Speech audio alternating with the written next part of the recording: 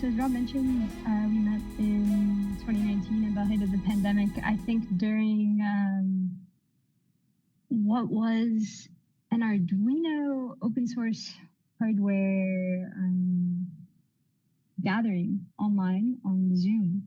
And my recollection is that during this, at the end of this presentation with Arduino, Robert had an opportunity to pitch the VentMon project. So my background is in computer engineering, and I spent a while working as a verification engineer for the logic inside computer chips. So the idea of testing things to make sure that they actually do what we expect is very near and dear to my heart. And so this is how I became involved with the VentMon project and why I found it so exciting. So this presentation is pretty casual, and I will mention that I only have a little bit of time before I have to catch a flight, so I super apologize for that. I'm going to talk a little bit about what I learned from Public Invention, my time working with VentMon, and then I'll talk a little bit about what I'm up to today. And feel free to hop in with questions at any point. So yes, as mentioned, this is my standard title slide. I am Lauria Clarke. This is me when I was 4. Not too much has changed. I like making things. This is our first version of VentMon, which, as you can see, is an ESP32 connected to a couple different development boards. And this was the first one that was assembled in Medford, Massachusetts on my well-loved desk. I think Robert also had another copy in Texas at the time, and we went back and forth as we built the device. And as the project matured, the look and feel of it did too. I think this was sort of a middle iteration and perhaps sort of at the very end of my involvement with the project. I think Forrest Lee Erickson was responsible for this awesome green enclosure and the nice LCD screen you see there. I think the most exciting part of this project for me as a younger engineer was bridging this gap between physical hardware and digital data. And this was the first time I'd worked on a project where we actually streamed real-time data that wasn't just like a video stream or something like that, actually manipulable, very quantifiable data that needed quite a lot of different metrics and different display values. So this was cool. This is my first example of this type of project, bridging a hardware interface to a browser-based web interface that anyone can access. And as it turns out, this particular skill set has become totally crucial to what I do today. So in general, I'm a creative technologist. I basically do the engineering, the electrical engineering, and embedded systems development behind artworks. I recently had a chance to rebuild an artwork that I created with my undergraduate mentor when I was about 10 or 12 years ago. And it was super satisfying to see the difference between my work in 2015. So I received this sculpture sat outside for 10 years in my professor's yard. And eventually it stopped working in that time. And he contacted me about 6 months ago saying, hey, I have a solo show coming up. Can we revive this sculpture? And so I received this box of like crusty, rusty electronics in the mail.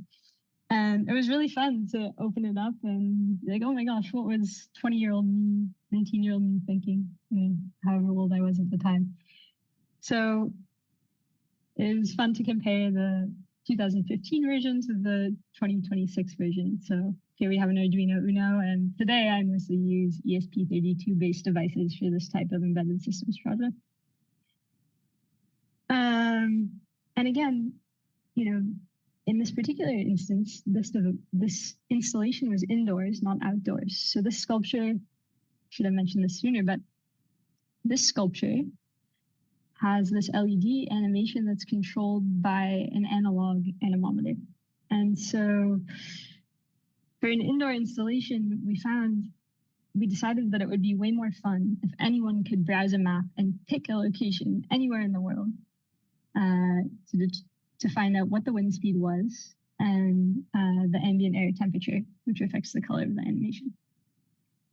So for me, this project was super satisfying as a retrospective look at the past 12 years of my growth as an engineer, and a good reminder of how do we bridge this like hardware to interface gap. There's so many different ways.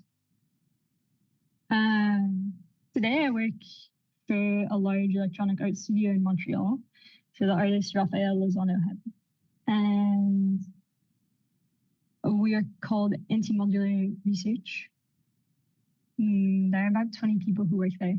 A couple of Raphael's more well-known works are this one, Pulse Topology, which records a user's heartbeat using a sensor and I'm very bad at saying this word, so excuse me, photoplasmography. Anyway, using the changing color due to the oxygenated blood coming in and out from your pulse in your hand.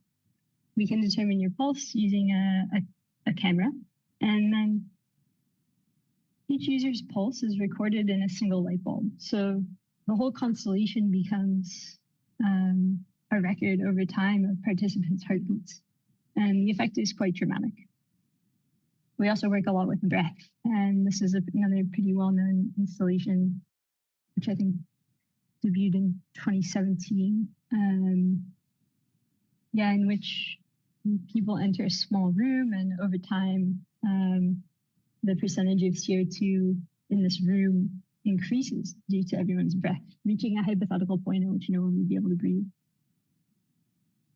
So my role at Antimodular, I am effectively an embedded systems engineer, but for the artwork. So today I'm here at the lovely Best Western Plus Toronto Airport Hotel, working on the project shown, not actually at the hotel working on it, but here with our fabricator in Toronto, working on this large interactive public sculpture that's going to be installed on the Toronto waterfront. So it's a big arch, and the idea is that the public is able to complete this giant cantilevered stainless steel shape, and it lights up when you actually support it from one end.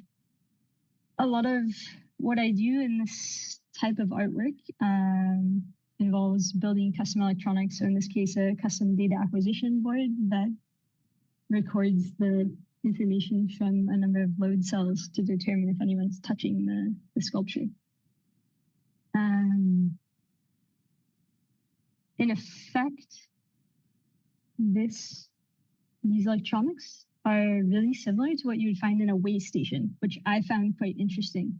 So if you're ever curious about how way stations are protected from lightning strikes, it's a fun rabbit hole. Anyway, same way that giant metal sculptures with load cells in them are protected from lightning strikes. So lots of hardware engineering in this job, and we're constantly revising the hardware that exists inside these artworks. So in this case, I've spent a lot of time recently creating a custom ESP32 based development board that has a special audio amplifier. And this is going to be used in an artwork that contains thousands of speakers, which all make a different noise, and they're activated by viewers present in a room. So we're constantly trying to iterate on these, the hardware and software behind these artworks to make them more responsive, more flexible, and more adaptive to different installation environments. So in this case, our main objective is, how do we upload new sound files to each speaker over the air instead of having to manually pop an SD card in and out of each one, which, as you can imagine, when you get to 4,000, adds up.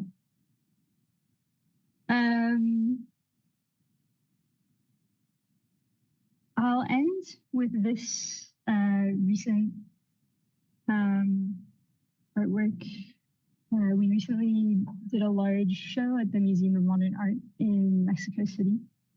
And one of my jobs, or the artwork I was in charge of during this show, was called Homage to Filgares. And Manuel Filgares is one of the first digital artists, pioneers of digital art in Mexico, and an inspiration to Raphael. So we knew that this kind of loose idea that this particular artwork would be these three words projected in space onto this sculpture.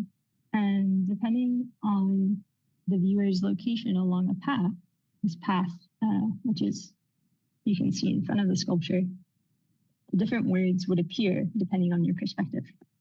That was sort of the brief, and there wasn't too much more information. This was what a render looked like.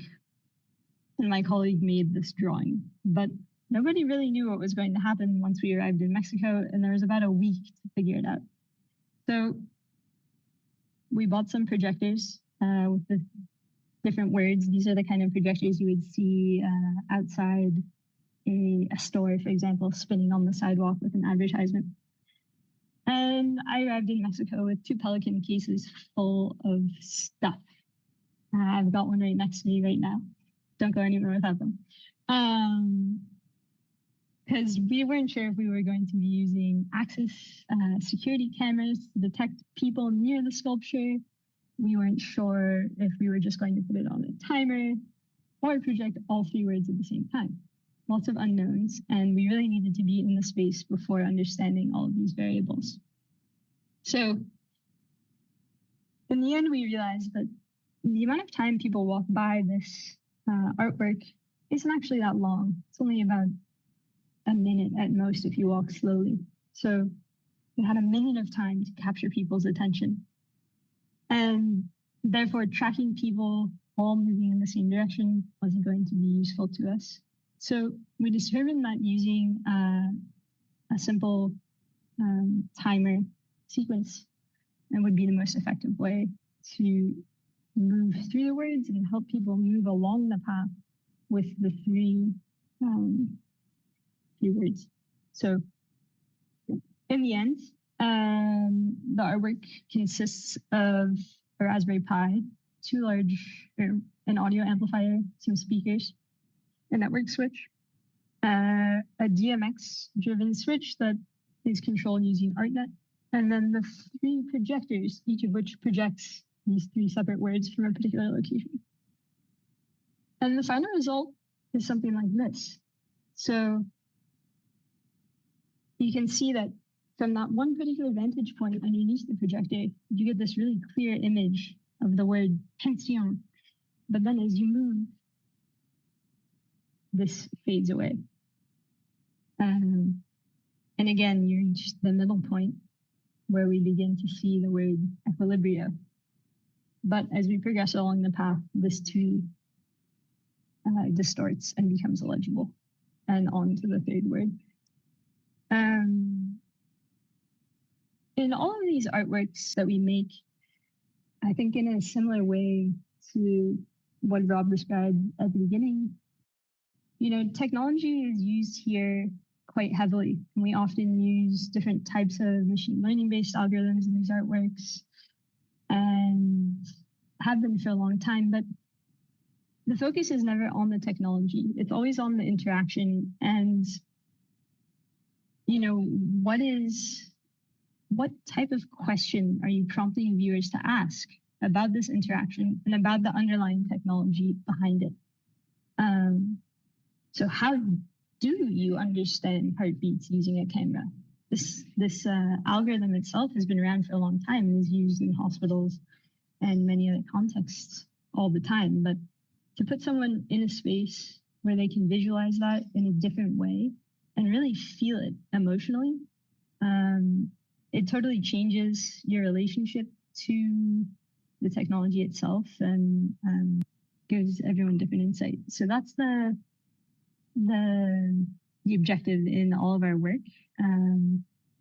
yeah, I'm going to stop there to leave some time for questions.